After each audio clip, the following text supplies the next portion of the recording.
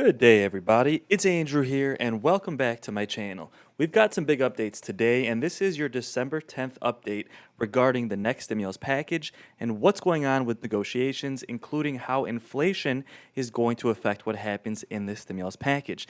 Now, Bernie Sanders is trying to include a stimulus check for seniors, but inflation seems to be our biggest threat in regards to getting that done. So let's discuss the details, but before we jump into it, do me a quick favor, hit like, hit subscribe, and share this content with anyone who you think might find this helpful.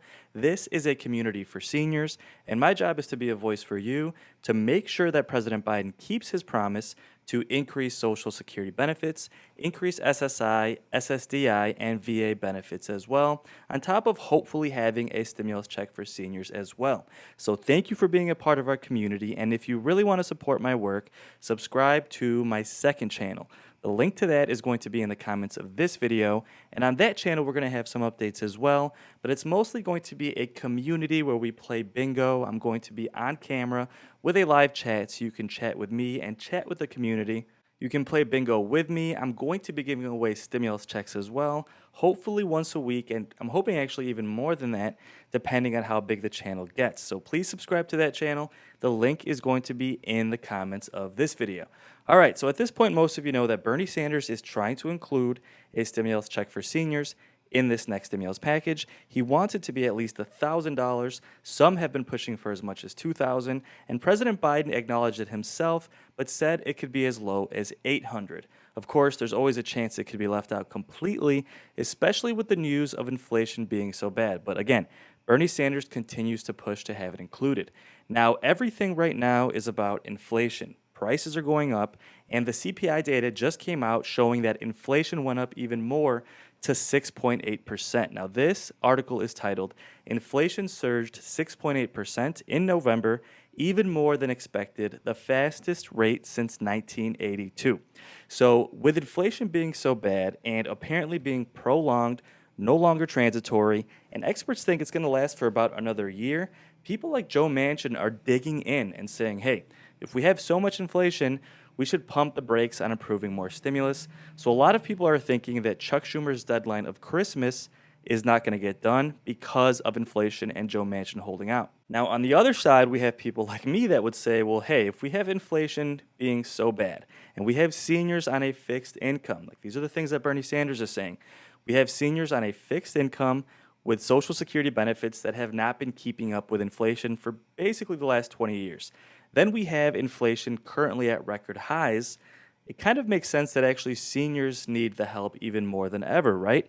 So when the price of gas is going up, the price of food, the price of rent, utilities, gas, heating, everything across the board, basically everything is going up, especially when it comes to rent, food, gas, and buying used vehicles. And inflation rose 6.8% from a year ago in November, which is slightly higher than expected. They expected 6.5. Excluding food and energy, the CPI increased 4.9%, which was in line with expectations. So it seems like food and energy have been rising even more than experts expected, which is not a good sign when winter's coming and we're about to have utility bills go through the roof. So with that said, basically, conservatives are saying we shouldn't do the stimulus checks for seniors. Then we have Bernie Sanders saying this is another reason why we do need the stimulus checks for seniors. So you can see that it's completely frustrating because we have people like Joe Manchin saying, hey, let's pump the brakes.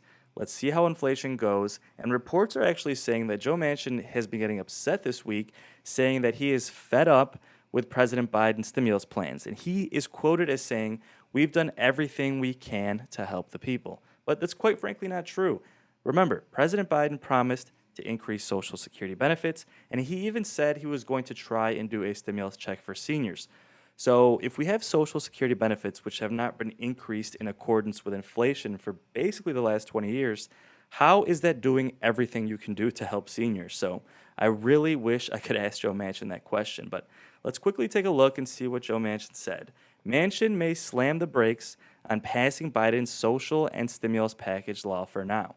Speaking to reporters, he brought up how the federal government has spent $5.4 trillion in stimulus package money over the last 2 years. And he said, we've done everything we can to help people. Senator Joe Manchin of West Virginia, a crucial swing vote, doesn't sound like he'll give the green light to President Joe Biden and his $2 trillion stimulus package anytime soon. Now, this is in line with the fact that a few months ago he said we should do a strategic pause or pump the brakes on approving the next stimulus package, but it's kind of a complicated situation where we have basically the narrative of President Biden promised to increase benefits, right?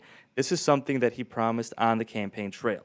Then we have the fact that COLA adjustments have not been keeping up with inflation, especially the last 5 years. And on top of that, inflation is getting even worse, and Joe Manchin is saying, well, we've done everything we can, when in fact, we haven't. We still haven't even completed the previous promises of increasing benefits and doing the stimulus checks specifically for seniors. So currently in the White House, we have Chuck Schumer waiting for the parliamentarian to tell him exactly what is going to be allowed and not be allowed to remain in the stimulus package that was approved in the House. Remember, 2 weeks ago, the House approved a framework for the stimulus package, but now it's been sent to the Senate. The parliamentarian is parsing through it, and a couple of things are going to be taken out, specifically things like immigration reform and potentially even some parts of the Medicare expansion. And with that said, Chuck Schumer's original plan was to try and bring the stimulus package to a vote next week and try and have it fully approved before Christmas.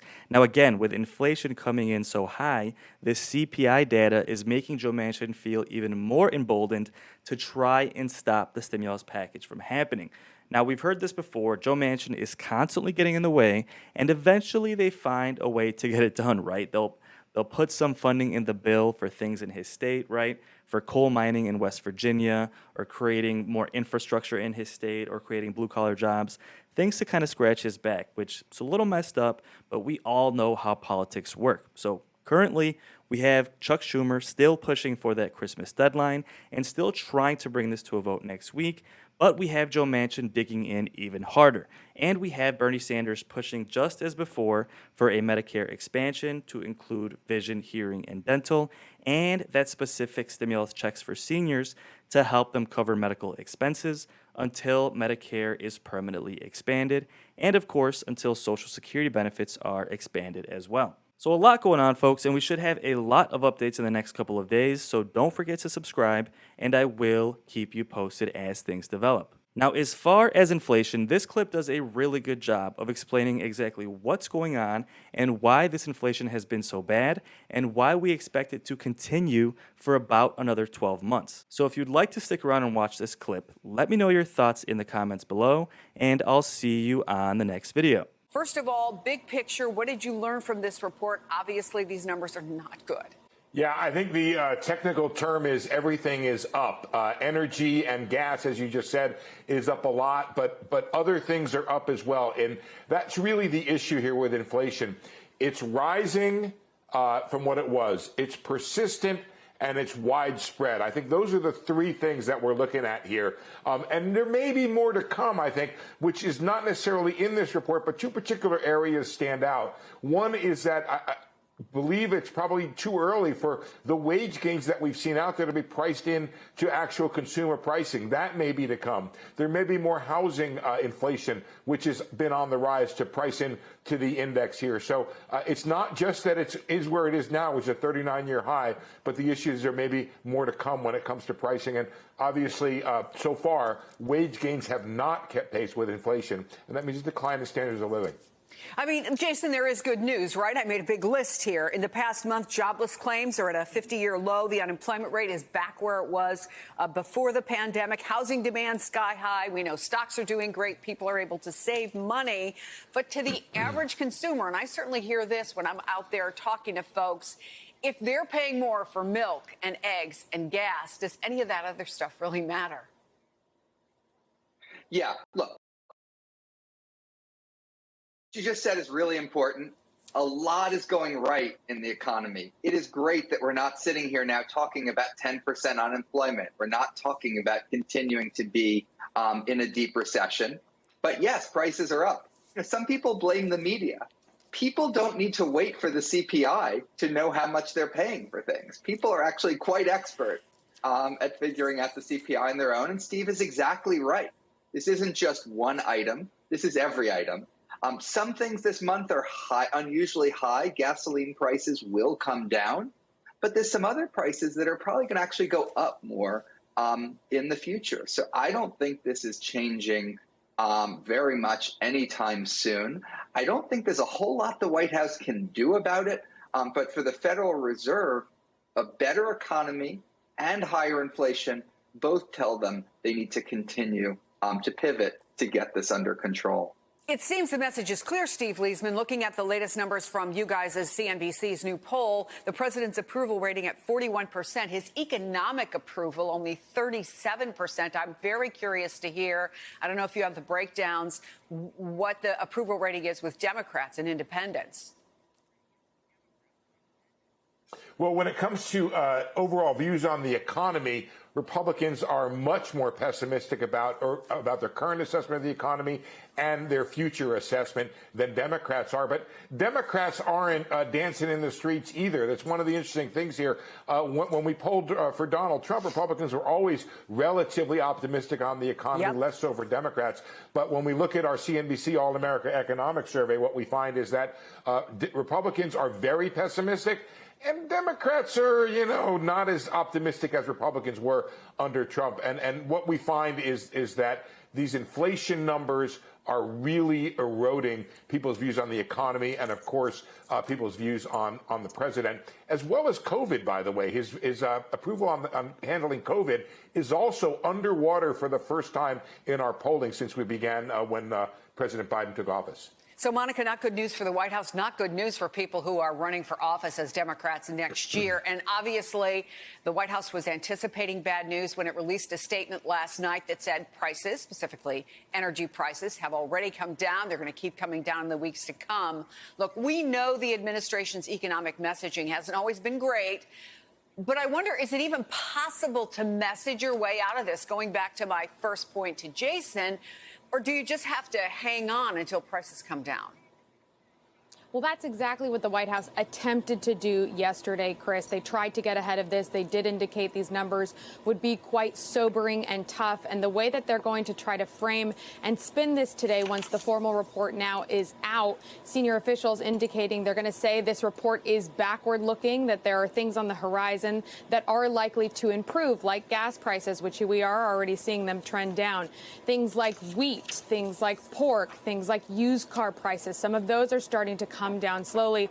But of course, the broader picture and the headline here cannot be mistaken. And the White House is keenly aware of that. And so they're going to attempt to pivot to things they believe will help Americans understand, especially those feeling the pinch right now, about how they could be helped with the president's legislation and economic agenda that still hasn't passed. But things like extending the child tax credit, helping with health care, elder care, child care, things that would be a part of Build Back Better if that does indeed pass. So, of course, it is still tied up in Congress.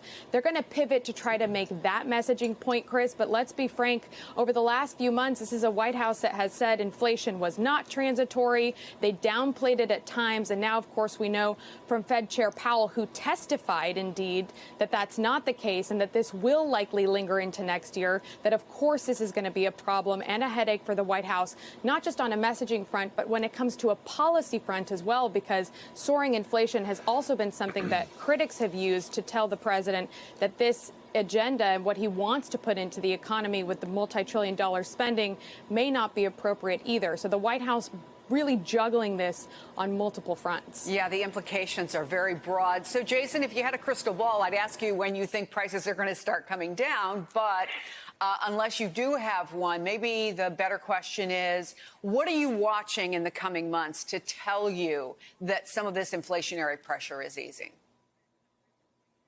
Right. Well, the pressure that matters most for consumers seems to be things like gas prices. There, I do have a crystal ball, and I can tell you they've come down since last month, and they're probably going to come down a bit more. In terms of the underlying inflationary pressures, some of the questions are, do the wage increases we've seen start to feed into price increases? What happens to people's rent? That could potentially be going up. Are there other prices like restaurants and airfares, which have stayed on the low side, that rise? Those will all be things I'm looking for. I expect the inflation rate to stay high over the next year, not as high as it is now, but still to be uncomfortably high.